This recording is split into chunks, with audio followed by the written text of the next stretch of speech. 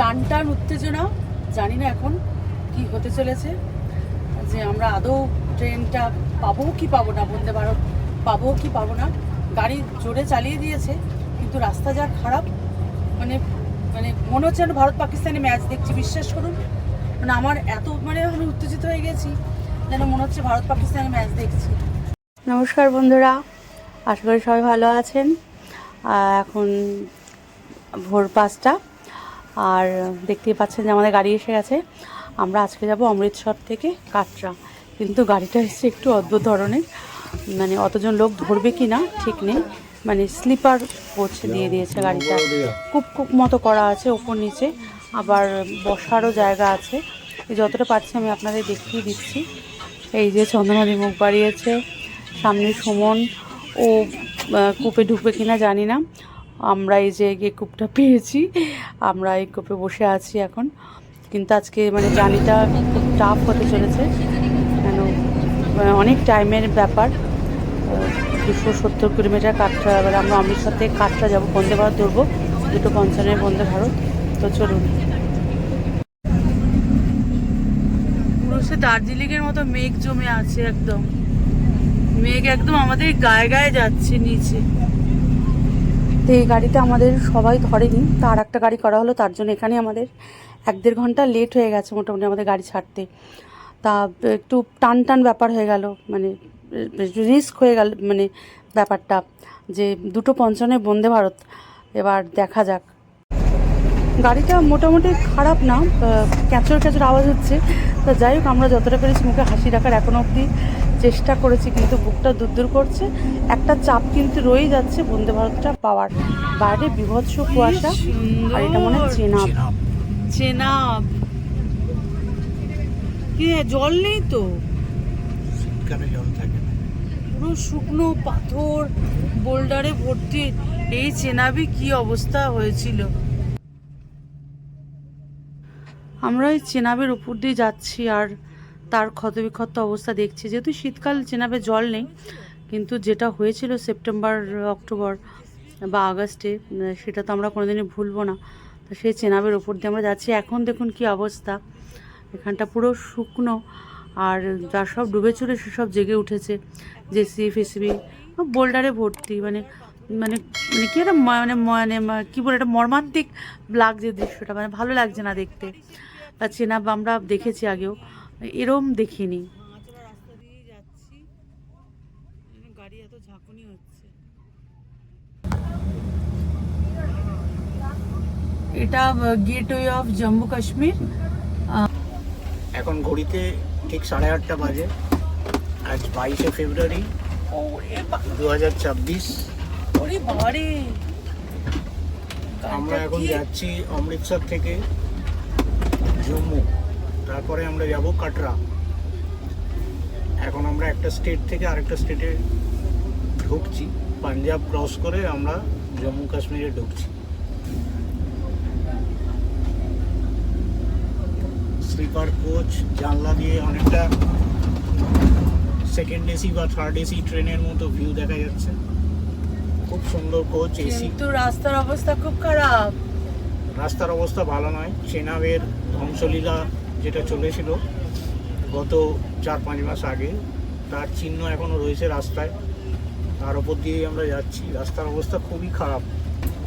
বাবা, আমরা আস্তে আস্তে এগিয়ে চলি।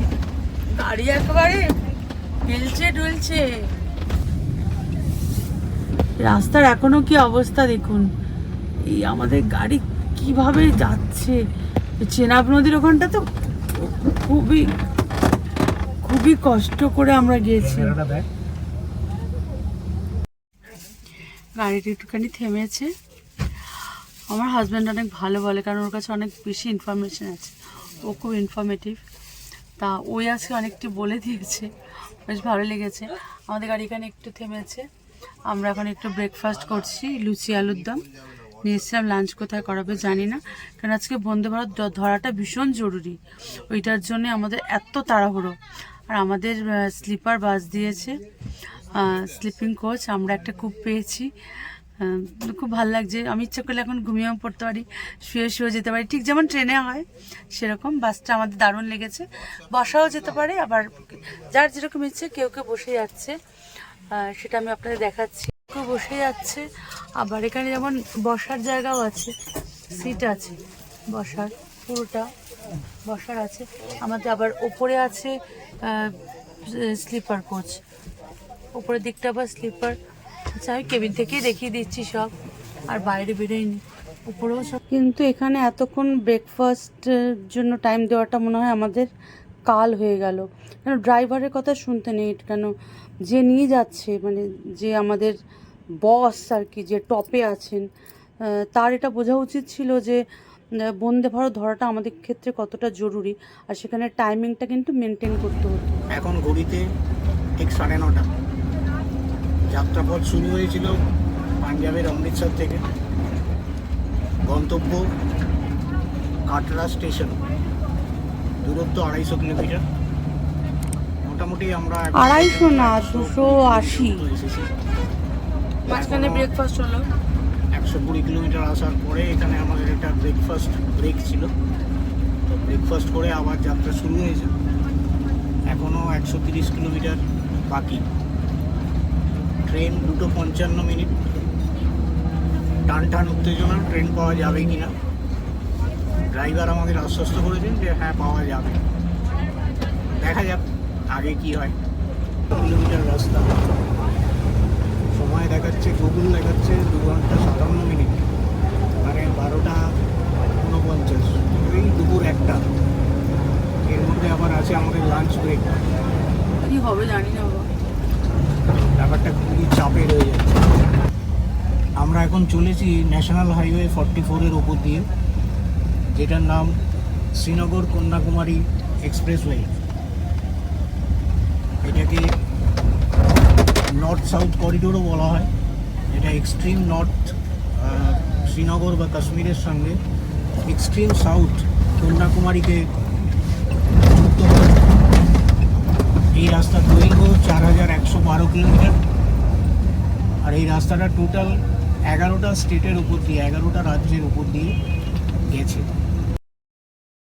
মানে যারা নিয়ে যায়, যারা ম্যানেজমেন্টে আছে, তাদের এটা মাথায় রাখা উচিত ছিল যে ব্রেকফাস্ট করাবো, লাঞ্চ করাবো রাস্তায়। কিন্তু আমার 2:55 বন্দে ভারত, আর এখানে প্রচুর বয়স্ক আছে, অসুস্থ আছে, সব রকম মিলিয়েই একটা ট্রিপ হয়। সবাই যে একদম সুস্থ কর্মঠ সেরম তো হয় না। রাস্তাঘাটের অবস্থা দেখতেই পাচ্ছেন, আমি সমানে রাস্তাঘাটের অবস্থা দেখাচ্ছি। আর চেকিংয়ের একটা ব্যাপার আছে, আমরা যেটা জানি বন্দে ভারতে কিন্তু চেকিংটা মারাত্মক হয়।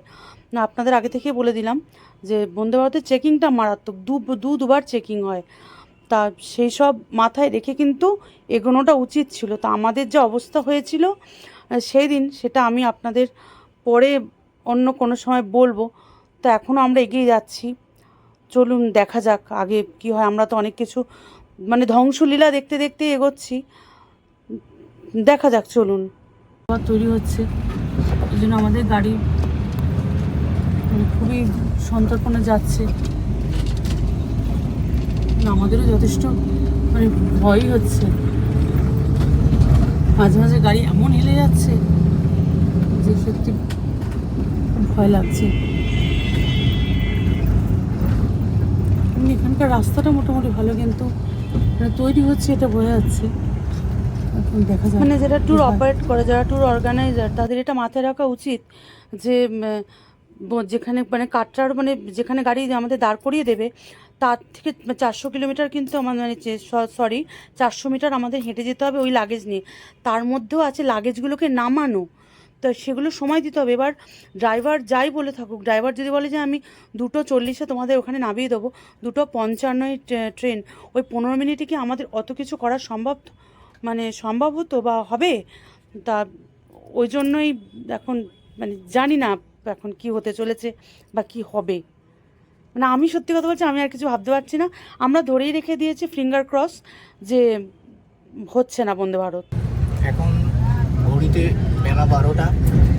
আমরা জম্মু থেকে কাটরার দিকে যাচ্ছি, তাওই ব্রিজ ক্রস করছি। পুরোনো তাওই ব্রিজ দিয়েই আমরা যাচ্ছি, যেটা অনেকটাই ক্ষতিগ্রস্ত হয়েছিল। 2025-এর সেপ্টেম্বর মাসে। আর পাশেই দেখতে পাচ্ছেন নতুন ব্রিজ তৈরি। High, high, hello. হ্যালো, অন্ধকারে সব গেল। যাচ্ছি, এখন জানি না বন্দে ভারত পাবো কি না। খুবই অনিশ্চিত, মনটা মানে একদম ভারাক্রান্ত হয়ে আছে। খারাপ লাগছে, কষ্ট হচ্ছে যে একটা খুব মানে স্বপ্ন মানে নিয়ে বেরিয়েছি যে চেনাবের উপর, চেনাব নদীর উপর দিয়ে যাব, সর্বোচ্চতম ব্রিজ ক্রস করব।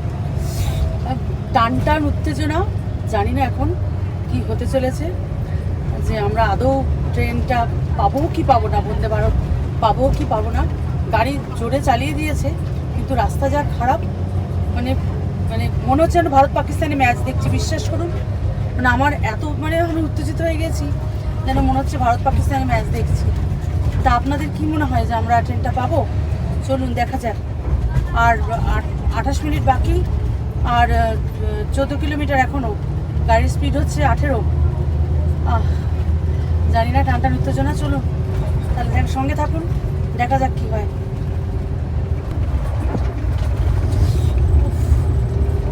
আর 27 মিনিট, আমাদের ট্রেন 2:55, কিন্তু দেখাচ্ছে ওখানে মানে 2:18 পৌঁছবে, কিন্তু আর জানি না মানে কী হতে চলেছে ঠিক বুঝতে পারছি না। একদম উত্তেজনা, আমরা ছুটে চলেছি। আপনাদের কি মনে হয় ট্রেনটা আমরা পাবো? দেখা যাক ভাগ্য সাথ দেয় কিনা। এই ট্রেনটা পেলে আমি জানবো আমি সাকসেস অ্যাজ এ ইউটিউবার। চলুন সঙ্গে থাকুন। আমি আর কিছু ভাবতে পারছি না। 2:35 বেজে গেছে, এখনও আমরা রাস্তায়। একটা চেকিংয়ে গাড়ি অনেকক্ষণ আটকে গেছিলো।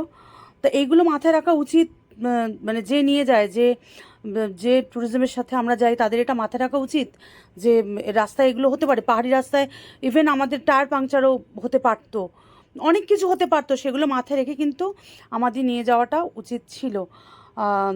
তা দেখা যাক, এখন গাড়ি তো ছুটে চলেছে, আদৌ আমরা পাবো কিনা জানি না। তো চলতে থাকুন আপনারা আমাদের সঙ্গে। আমরা যদি পাই বন্দে ভারত, জানবো আমরা লাকি, আর যদি না পাই জানবো আনলাকি। তো দেখা যাক কি হয়, সঙ্গে থাকুন। মানে আমি ফিঙ্গার ক্রস করে দিয়েছি, কারণ আমি এই উত্তেজনাটা আমি আর নিতে পারছি না। মানে প্রচণ্ড একটা কষ্ট হচ্ছে, যাকে সঙ্গে লেগে থাকুন। যদি আমরা বন্দে ভারত পাই অবশ্যই সেটাও দেখাবো, আর না পেলে কি হবে সেটাও আমি অবশ্যই দেখাবো।